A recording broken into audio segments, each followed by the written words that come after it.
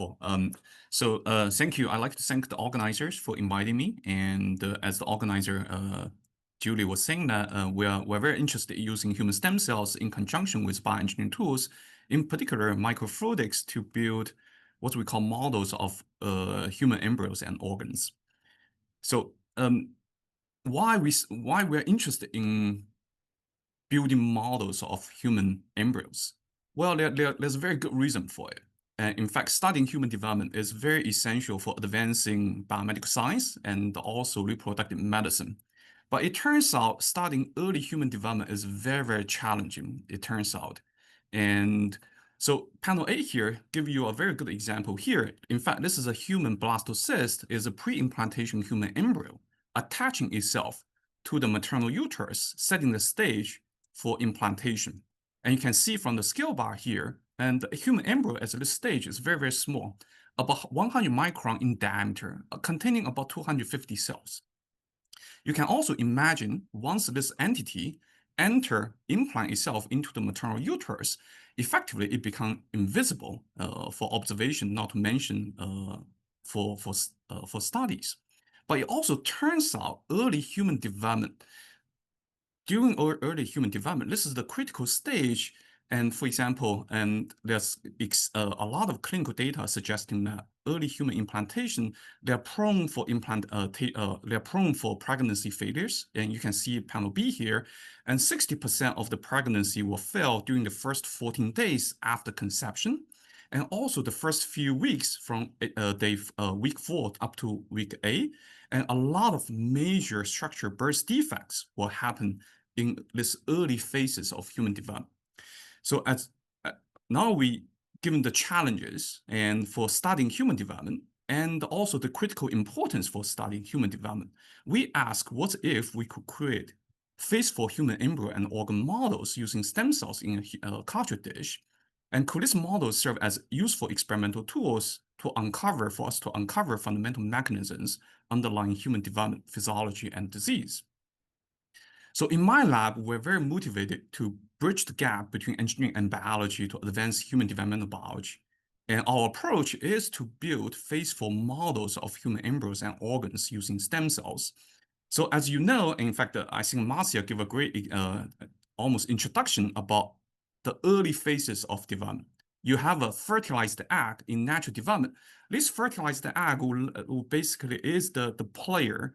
It will undergo essential, I would say, extensive cell division, and during the process, it will differentiate, and eventually the differentiated cells will self-organize and transform the entities, multicellular entities, to a viable human embryo. But in our approach, we're using human stem cells. In particular, we're using human pluripotent stem cells, including both human embryonic stem cells, as well as induced pluripotent stem cells as building blocks. And our approach will be driven and governed by developmental and stem cell biology as basic principles, but we are also utilizing the fascinating advancements over the last few decades. I'm talking about engineering innovations to guide the stem cells to arrange themselves, self-organize, and to develop into multicellular structures with proper tissue organizations to mimic early human development. So in this process, we were very interested in continuously integrating different engineering innovations. I'm talking about biomechanical tools and theoretical and computational methods, as well as more advanced bioengineering techniques. So the biomechanics tools will include microfabrication, microfluidics, and other tools such as acoustic tweezers, biomaterials, and bioprinting. And we're also very, very interested in incorporating theoretical and AI tools and for theoretical modeling, agent-based modeling. And again, we're very interested in incorporating AI-based tool to thinking about whether we can have a digital embryo or not. So the bioengineering techniques and the light imaging, 4D imaging, single cell and spatial omics and genomic tools, including gene editing, optogenetics, and DNA barcoding. So equipped with these engineering innovations, and we're very interested in moving forward to I would say, to trace opportunities to use the models to obtain fundamental discoveries of human development. So in our lab, we're very interested in a few different directions. One is whether we can build different models. So I'm going to present gastrulation models, and we are also very interested in brain models and heart models and gut tube models. And using the models, we're very interested in studying molecular and genetic mechanisms underlying cell fate decisions, tissue patterning, and tissue interactions. And because we are also we're in mechanical engineering department, we have very strong, I would say, biomechanics background. And we're also very interested in studying biomechanical principles underlying tissue boundary formation, cavity formation, and tissue bending. So these slides give you a quick overview about the different models we're building in my group. So I divided different models into 2 different groups. And the first group is what I call peri-gastrulation model. And the second group is what I call organogenesis models, human organ models. So during human gastrulation, and you can see from the cartoon here, and the embryo basically contain a few different compartments. The top compartment, this you can see if you follow my laser pointer here, this is what we call amniotic sac. And then you have the germ layers organizing themselves, forming either bilaminar disc or trilaminar disc. And on the bottom, you have this yolk sac structure. So in my lab, we have built a few different models. The first model, in fact, is from my group, is called amniotic sac model. And then we're also starting using the same model, and we are studying a very interesting cell population called germ cells, primordial germ cells. It turns out primordial germ cells, again, following Marcia's presentation, is great. Primordial germ cells, these are the embryonic precursors for sex cells. Eventually, in male, they will differentiate into sperm, and in female, of course, they will become oocyte, functional oocytes. So it's this cell population is very, very important for human reproduction, it turns out. But we're also very interested, another model, and we're very interested right now is the yolk sac development, and also to understand how the human hematopoiesis happening in the yolk sac compartment. But in organogenesis, and we are working on models that can allow us to model nerve system development, heart development, gut tube development, as well as somite development.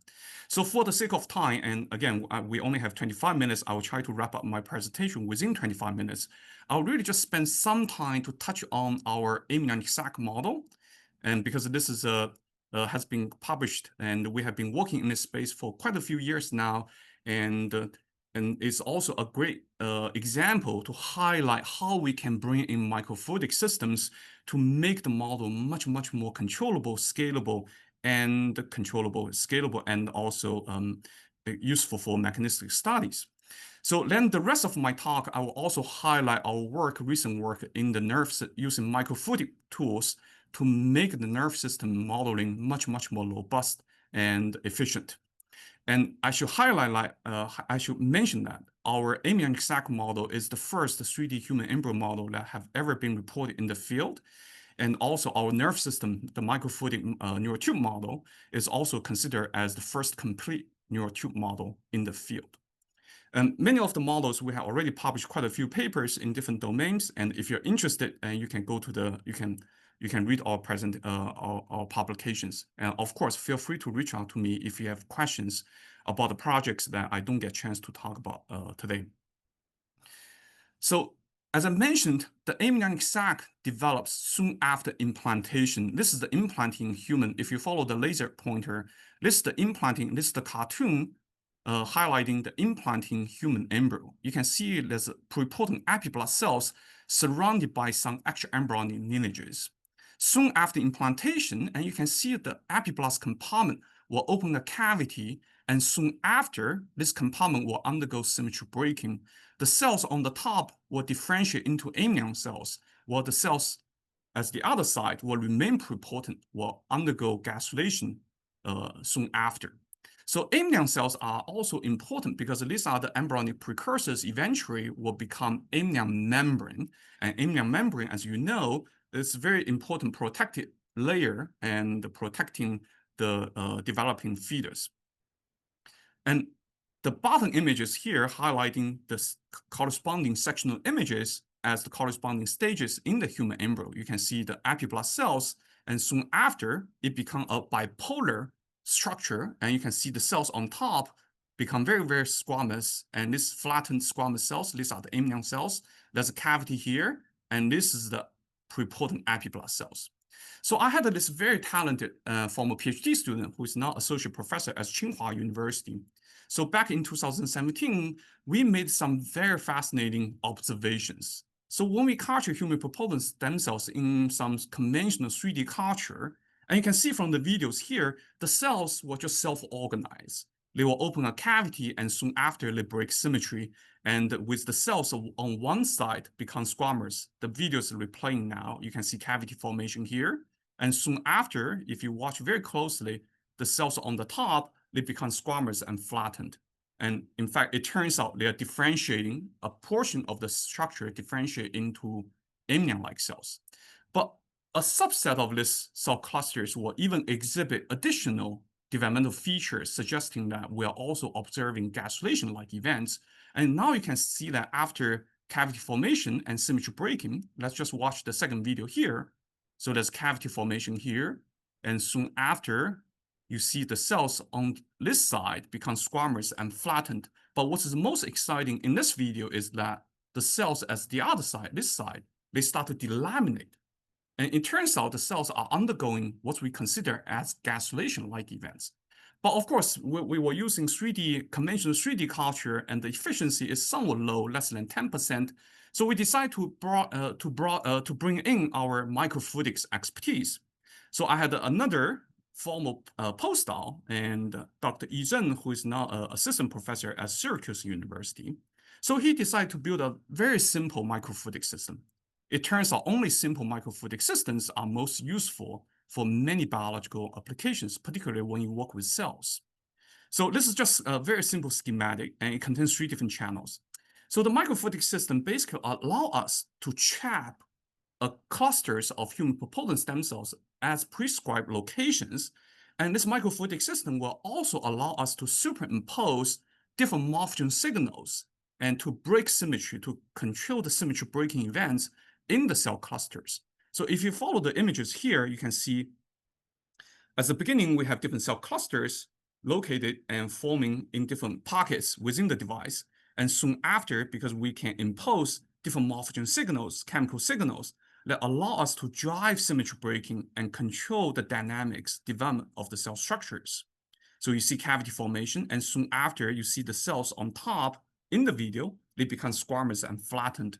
And soon after, the cells on the other side start to delaminate and form the structure. So of course, because this is a microfluidic system, and it's very, very compatible with live imaging, even using for live imaging with reporter lines. So we can use, for example, reporter lines allowing us to check dynamics, signaling dynamics.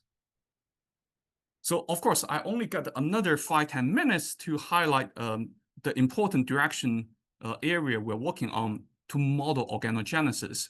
So it turns out I want to give you a very high level overview. What's from human gastrulation to organogenesis? What's the theoretical framework we're following to generate advanced bioengineered organ models? So from the human gastrulation to organogenesis.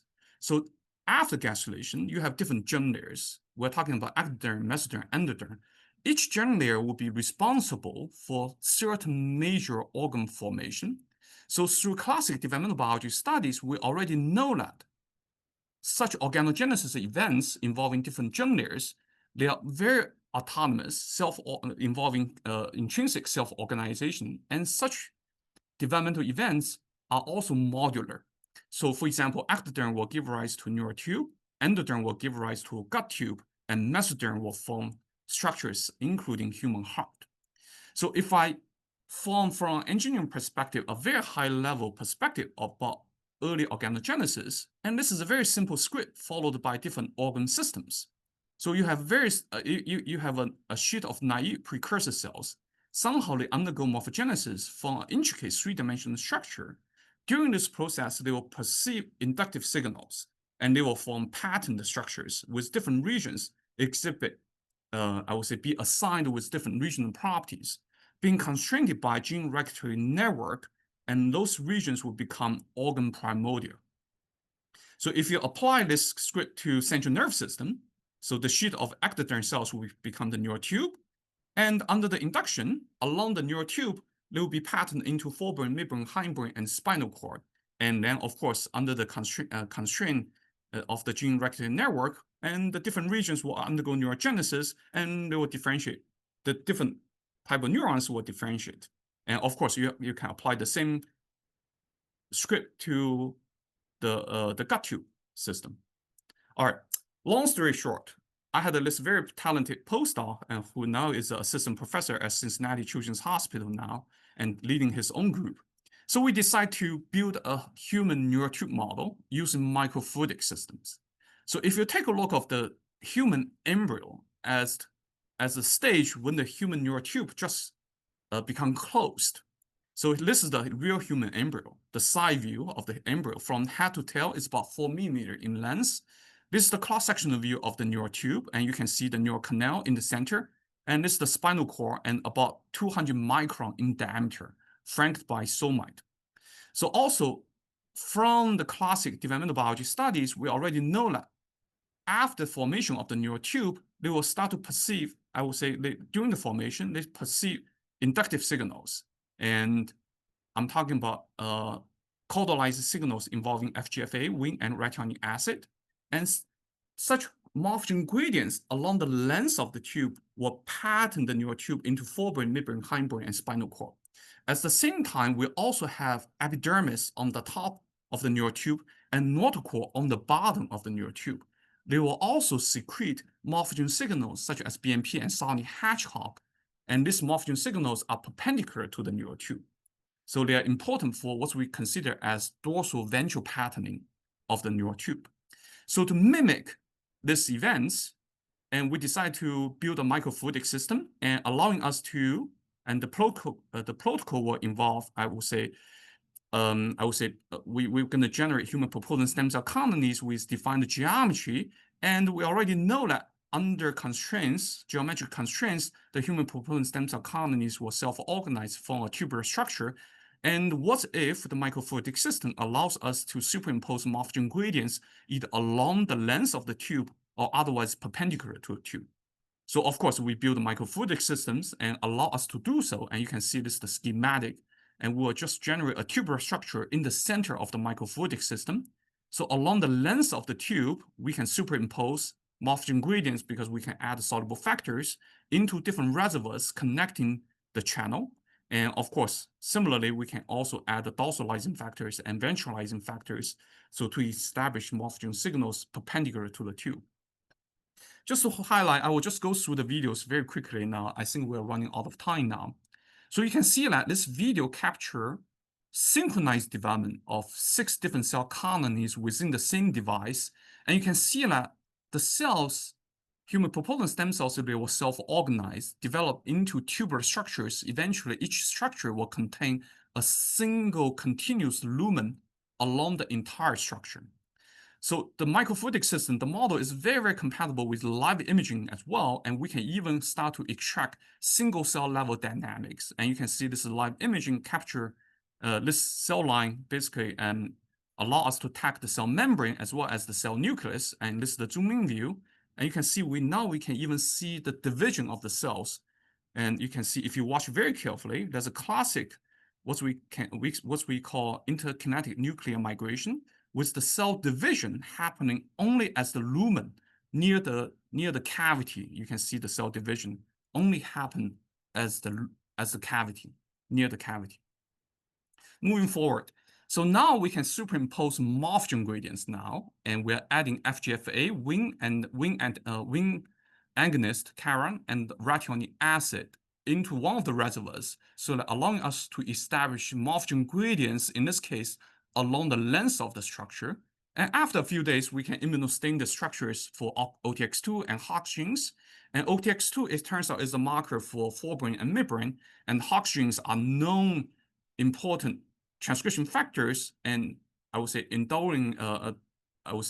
guiding the regional specification of the different tissues. And you can see very nice patterned expression of OTX2 in the rostral region, followed by HOXB1, HOXB4, and HOXC9. And as the caudal end, it turns out we have very unique cell population and triple positive for HOX2, CDX2, and Barr-Curie. And this population is known as neuromesodermal progenitors, and they're known to be important for caudal elongation of the spinal cord. They will also give rise to somatic cells. Okay, and after rostrocaudal patterning, in fact, we can add one additional step. Now we're adding PNP4 into the top channel and the retinoic acid and sonic hedgehog into the bottom channel, allowing us to establish anti-parallel morphogen gradients of these signals perpendicular to the tube. So if you watch this video carefully, and there are a few features. One is the rapid expansion of the brain region, and second feature is the caudal elongation. If you watch carefully, there's continuous elongation here. But if you watch very, very carefully, if you're knowledgeable about neural tube development, you might know that there's something interesting on the dorsal side as well. You start to see cells start to delaminate from the top. It turns out these are neural crest cells. So we have neural crest cells, their subscription and delamination along the entire neural axis.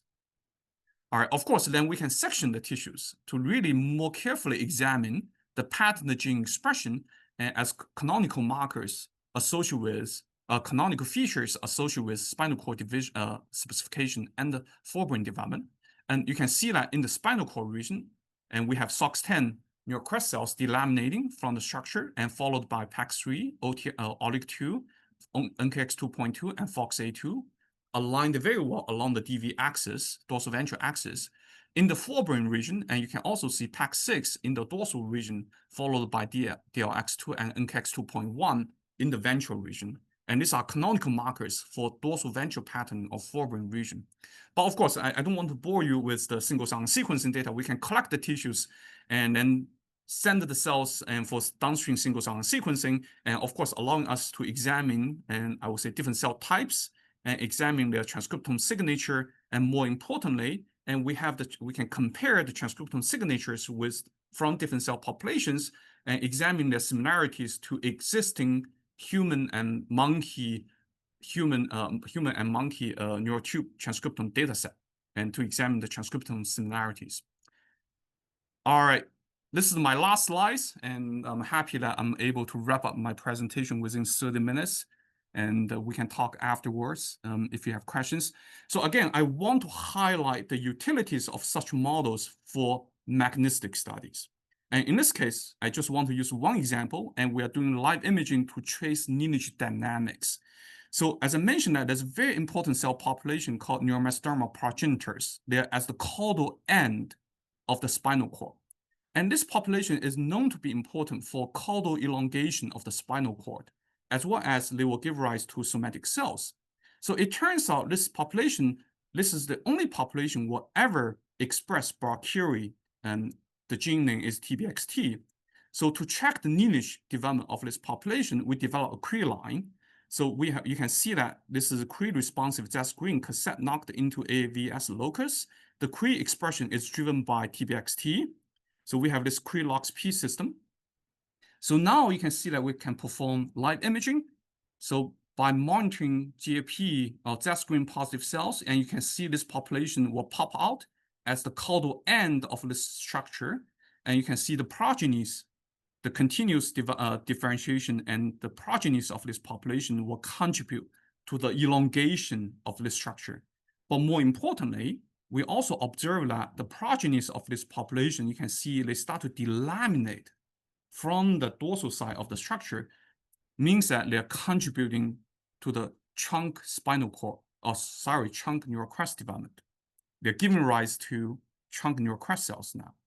All right, so I'll stop here. And so this is another model, and the SOMite model, and led by my former postdoc, Dr. Yue Liu, who's going to be become assistant professor in the fall at UCLA. And again, I don't have time now.